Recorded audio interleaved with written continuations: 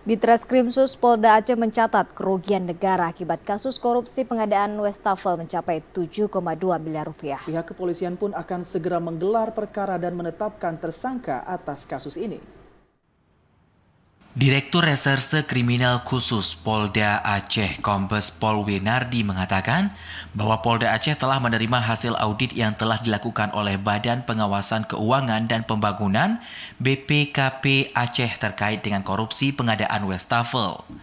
Dari hasil audit yang dilakukan, BPKP Aceh mencatat kerugian negara akibat kasus ini mencapai 7,2 miliar rupiah.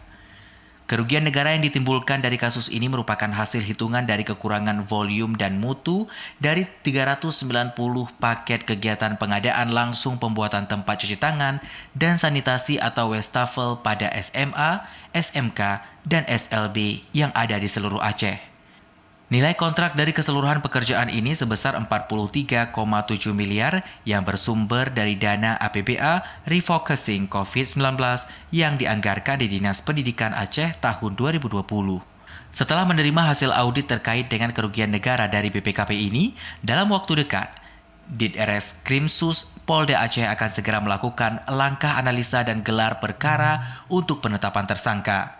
Sebelumnya, penyidik juga telah menyita sejumlah uang dari berbagai pihak atas kasus ini, di antaranya dari Dinas Pendidikan Aceh sebesar 315 juta rupiah, dari pelaksana sebesar 241 juta rupiah, dan dari konsultan pengawas sejumlah 47 juta rupiah.